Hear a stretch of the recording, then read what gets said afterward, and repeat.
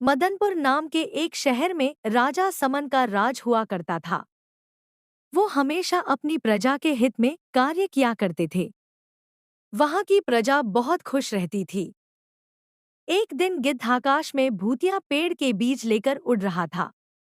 जैसे ही गिद्ध मदनपुर पहुंचा तो उसके मुंह से एकदम बीज मदनपुर के बीचों बीच गिर गया।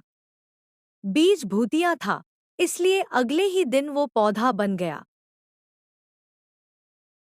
वहां के स्थानीय निवासियों ने जब पौधे को देखा तो हैरान रह गए, क्योंकि पौधे का रंग काला था। बाद में लोगों ने आपस में चर्चा की और यह समझा कि खेत में उगने वाला कोई घासपात या वनस्पति होगी। दूसरे दिन वो पौधा काफी बड़ा हो गया। लोगों को और ज्यादा दुविधा हुई कि एक ही दिन में ये पौधा इतना बड़ा कैसे हो गया। होते होते वो पौधा तीसरे दिन पेड़ बन गया। समय बिता और लोग भी तेजी से बढ़ने वाले पौधे के बारे में सोच कर परेशान हो रहे थे। वो इस मामले को राजा के पास लेकर गए। ऐसे जादुई पौधे का पता चलते ही राजा तुरंत उस जगह पर पहुंच गए। राजा को जैसे ही पता चला कि एक काले रंग का पौधा 3 दिन में पेड़ बना है, तो वो भी उस पेड़ को हैरानी से देखने लगे। राजा उस पेड़ के पास चौथे दिन पहुंचे थे और तब तक पेड़ और बड़ा हो चुका था। वो इतनी तेजी से फैला था कि किसी को यकीन ही नहीं हो रहा था। राजा समझ गए थे कि पेड़ का रंग काला है, इसमें जरूर कुछ जादूटोना होगा। इसी सोच के साथ राजा ने घोषणा कर दी कि जो भी इस पेड़ को खत्म करेगा, उसे वो इनाम के तौर पर 10,000 सोने के सिक्के देंगे। यही नहीं, राजा ने यहाँ तक कहा कि पेड़ को खत्म करने वाला व्यक्ति मेरी मृत्यु के बाद मेरी राजगद्दी पाने का हकदार भी बनेगा। इतनी बड़ी घोषणा सुनने के बाद हर कोई पेड़ खत्म करने के लिए अपना दिमाग लगाने लगा। राजा के सारे चतुर मंत्रियों ने भी तरकीब लगाई, लेकिन पेड़ को कोई भी नष्ट नहीं कर पाया। किसी ने पेड़ के आसपास आग लगवाई तो एक मंत्री ने उस भूतिया पेड़ को हाथियों तक से खिंचवाया, लेकिन पेड़ को कुछ भी न हुआ।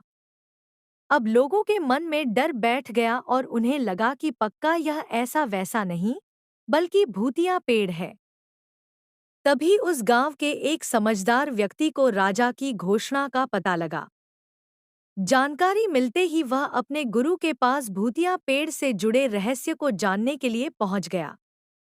गुरुजी ने अपनी ध्यान की शक्ति को एकत्र करके देखा और उससे पूछा, क्या तुम पेड़ को खत्म करना चाहते हो?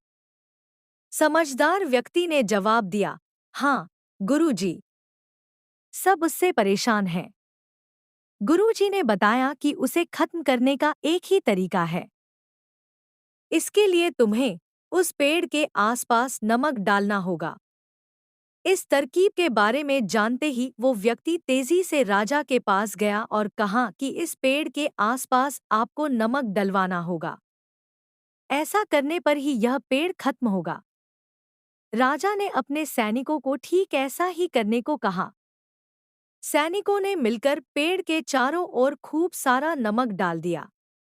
नमक डालने के एक दिन बाद ही पेड़ का आकार कुछ कम हुआ। होते होते 5वें दिन तक पेड़ एकदम छोटा हो गया। उसके बाद गलकर वो गायब ही हो गया।